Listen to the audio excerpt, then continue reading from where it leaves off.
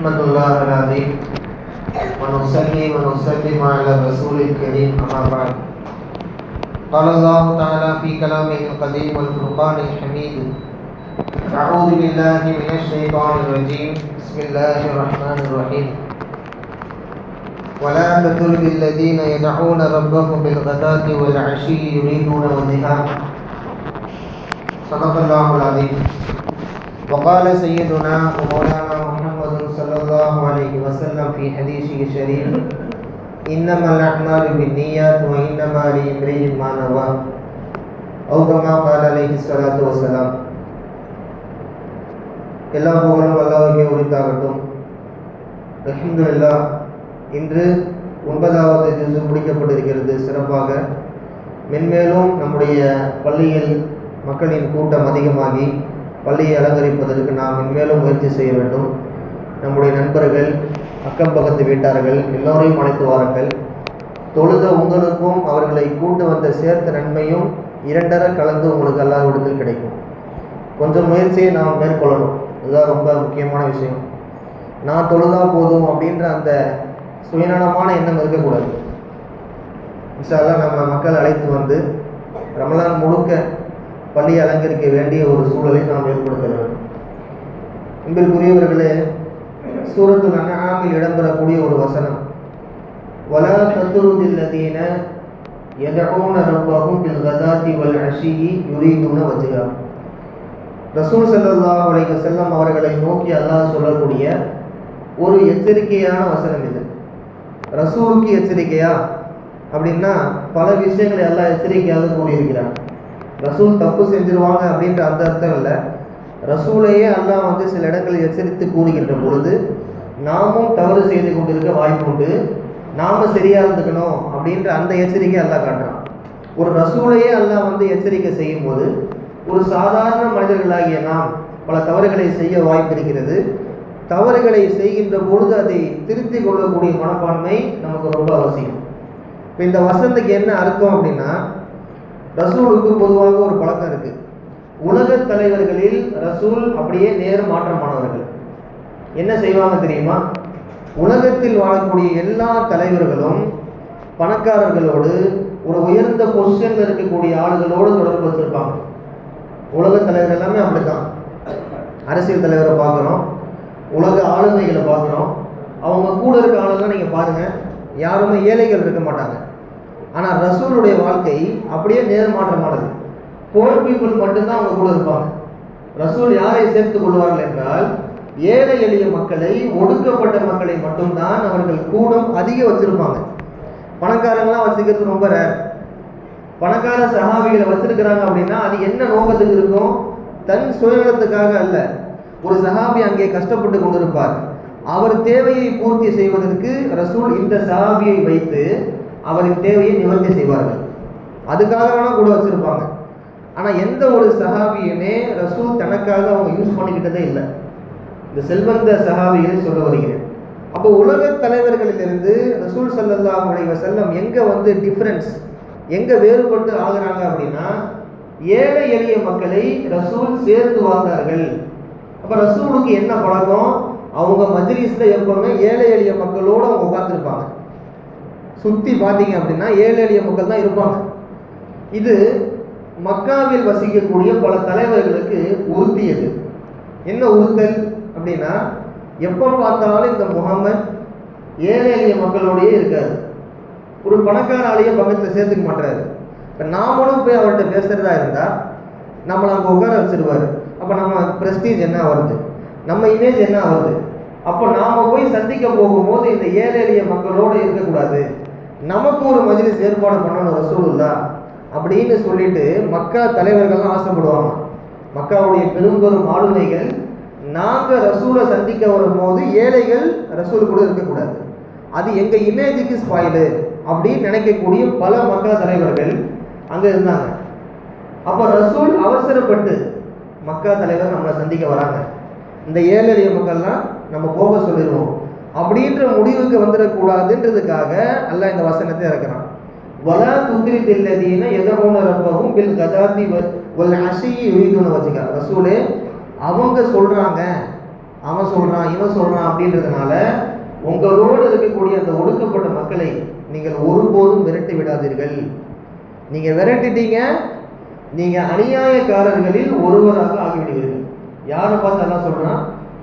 ஈருலக தலைவர் அன்னலம் பெருமானார் ஸல்லல்லாஹு அலைஹி வஸல்லம் அவர்களை பார்த்து அல்லாஹ் சொல்லக்கூடிய எச்சரிக்கை வசனம் இது.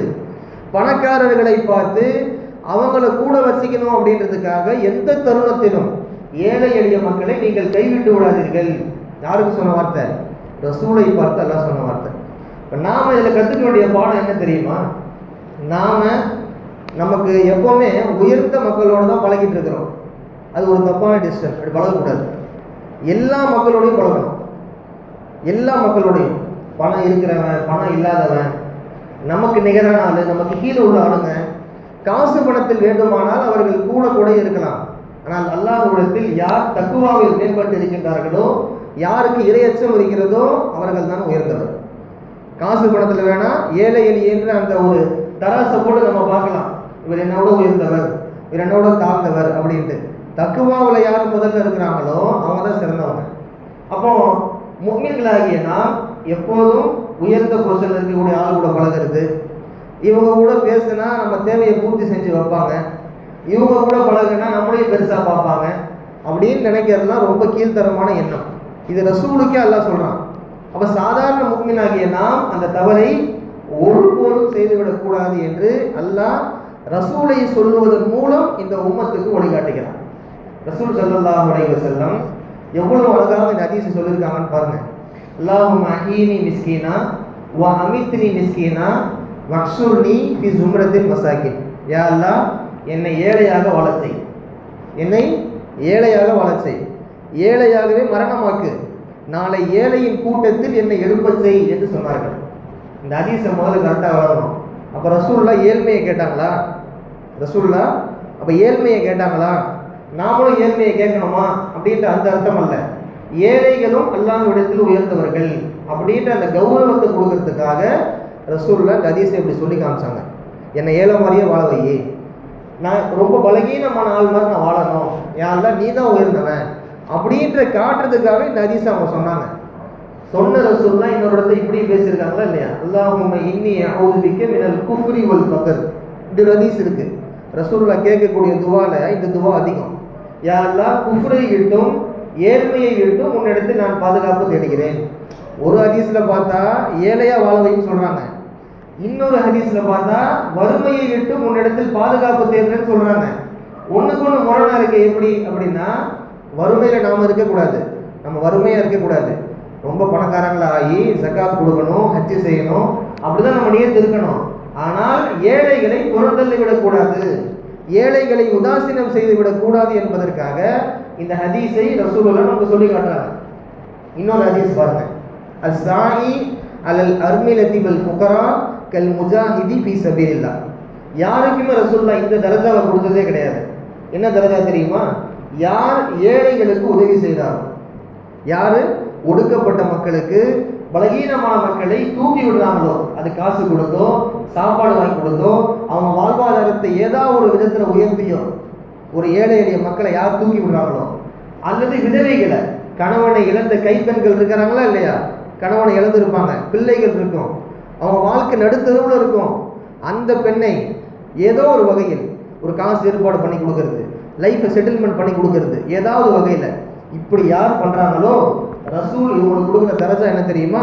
கல் முஜாஹிதி ஃபீ சபீலில்லாஹ். போரில் உயிர் நீக்கக்கூடிய போராளியை போன்றவர் இவர். முஜாஹிதுனா யாரு? அல்லாஹ்வுக்காக வாள் எடுத்து போரில் இறக்கக்கூடிய தியாகி இருக்காங்க பாருங்க, போராளி. இவங்களுடைய அந்தஸ்தை ரசூல்லா யாருக்கு கொடுக்குறாங்க? ஏழை எளிய மக்களுக்கு எந்த அடியார் உதவி செய்வாரோ அவருக்கு இந்த தரஜா உண்டுன்னு ரசூல்லா சொல்றாங்க. இன்னைக்கு நம்ம சுற்று வட்டத்தில் பல பேரை பார்க்குறோம். எந்த மனிதரோடு பழகுனா நமக்கு அந்தஸ்து இருக்கும். ஏன்னா ஒரு ஏழைகிட்ட பழகினா என்ன கிடையாது? அந்தஸ்து கிடையாது. இவங்கிட்ட ஏன் பழகிட்டு இப்படின்னு யோசிக்கிற மக்கள் பல பேர் நம்ம கண்ணில் பார்க்கணும். இவன்கிட்ட பழம் என்ன ஆக போகுது, ஆனால் இவர்கிட்ட பழகுனா நமக்கு ஒரு நல்ல பேர் கிடைக்கும், சொசைட்டியில் நமக்கு நல்ல ஒரு நேம், நல்ல ஒரு இமேஜ் நினைக்கிற மக்கள் இருக்கிறாங்களா இல்லையா? இதெல்லாம் உடைச்சி சுக்குநூறாக ஆகணும் அப்படின்னு சொல்லித்தான் ரசூலுல்லாஹ் இந்த மாதிரி ஹதீஸை சொன்னாங்க, வாழ்ந்தும் காட்டினாங்க. ஒரு விஷயத்தை நம்ம நல்லா புரிஞ்சுக்கணும்.